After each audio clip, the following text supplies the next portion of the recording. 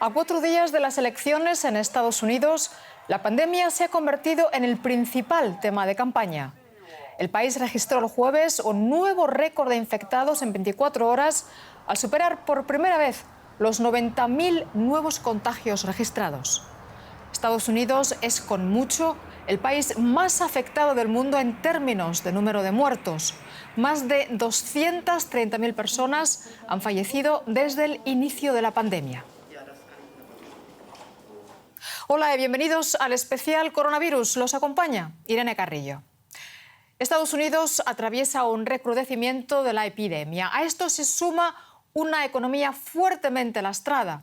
Si bien en el tercer trimestre el país registró un repunte del 33% interanual, las cifras muestran cómo la actividad y el consumo estuvieron apuntalados por el paquete de estímulo de casi $3 billones aprobado por el Congreso.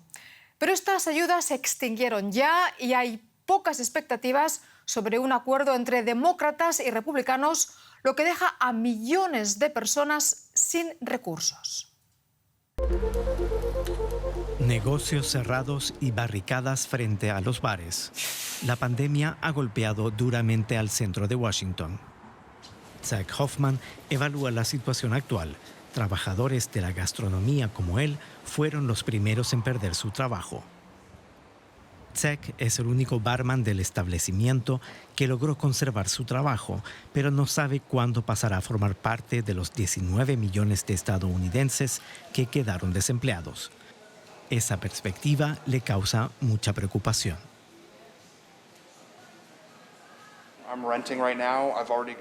Tengo que pagar alquiler y tengo la suerte de haberlo podido aplazar un mes. Mucha gente no cuenta con la suerte de tener esa posibilidad con su arrendador. Muchos incluso se ven obligados a abandonar la ciudad, vender sus autos o son expulsados de sus viviendas.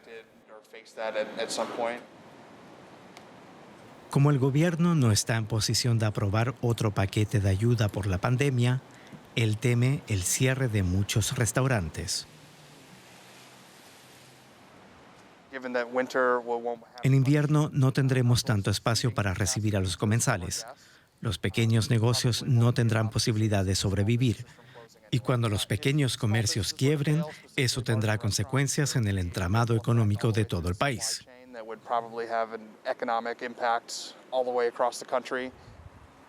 ¿Qué significaría para él si no hubiera apoyo del Estado hasta enero, una vez establecido el nuevo gobierno?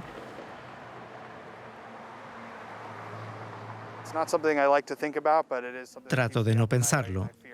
Ya me supone muchas noches sin dormir. Tengo miedo de que yo o mis amigos acabemos en esa situación. Muchos de nosotros tenemos miedo de ser desalojados de nuestras viviendas a principio de año.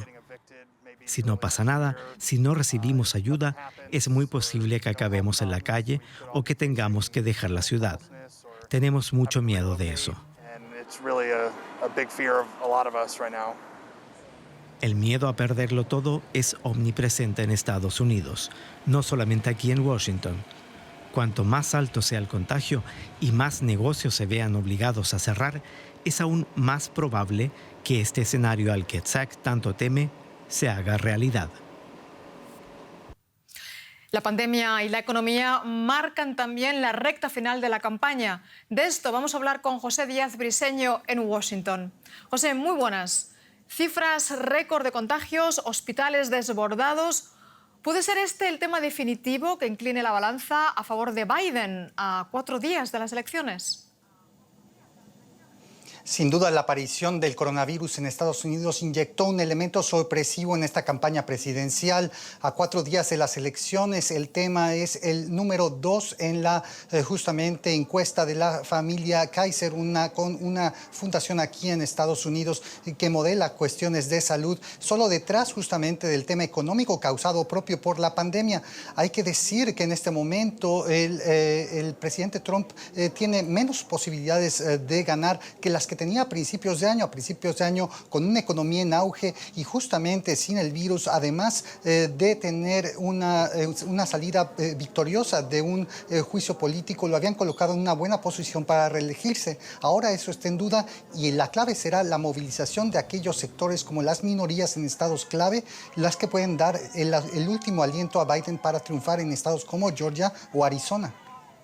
José, la crisis del coronavirus ha arrastrado a millones de estadounidenses a la pobreza. En el tercer trimestre, la economía registró un crecimiento del 33% interanual. ¿Se espera que este impulso se mantenga o fue circunstancial a la inyección de ayuda de $3 billones aprobada entonces por el Congreso? En Estados Unidos, como en otras partes del mundo, ha habido mucho debate sobre el tema del rebote de la economía después de la caída en el segundo trimestre de este año.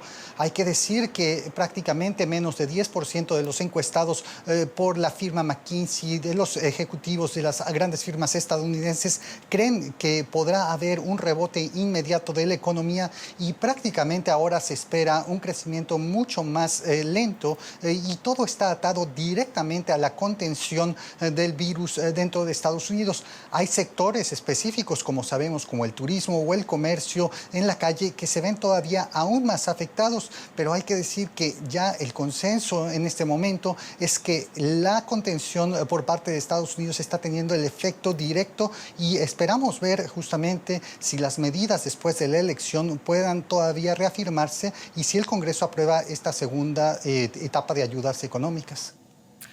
Los índices de mortalidad desvelan que las minorías étnicas son las más afectadas por la COVID, especialmente los latinos y los afroamericanos. Cuéntanos.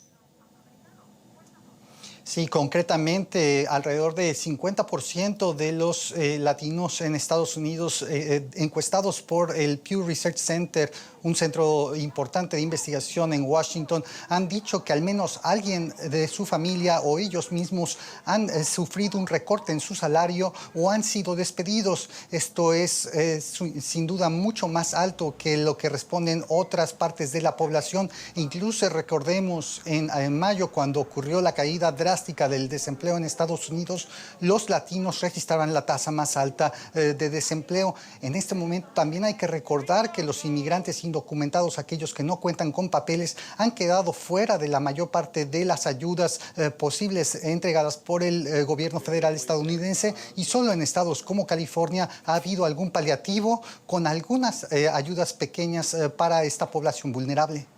Pues muchas gracias, José Díaz Briceño, por este análisis. En muchos países, la pandemia de COVID-19 ha sacado a relucir las desigualdades existentes, por ejemplo, en la atención sanitaria.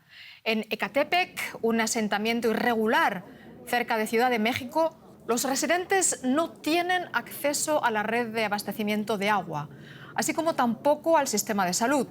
Para ellos, medidas tan básicas como lavarse las manos para evitar los contagios son todo un desafío. Una tubería de agua de gran utilidad. Gracias a los filtros, la lluvia se convierte en agua limpia para lavar.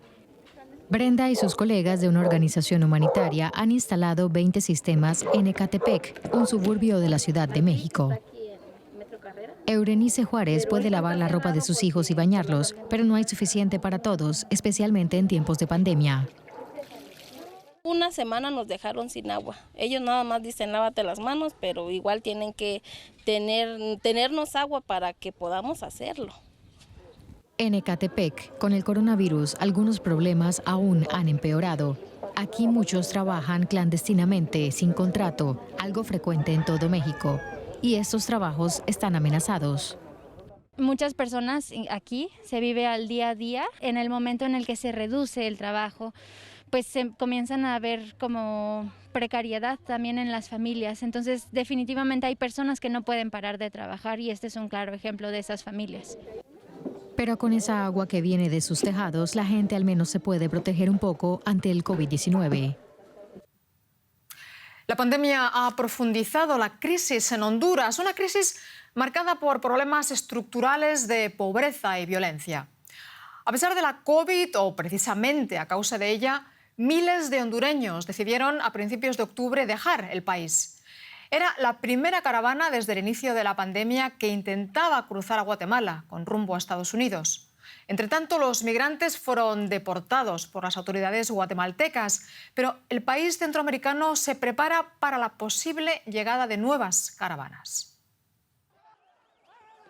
Una marea humana tratando de huir de la pobreza y la violencia en medio de una pandemia.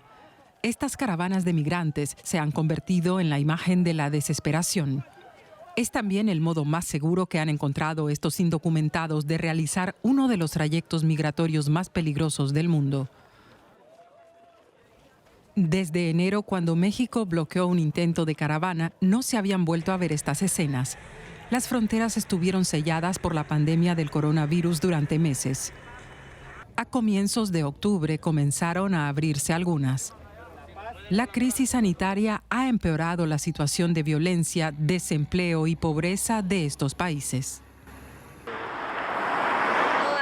No hay empleo. Si uno sin empleo,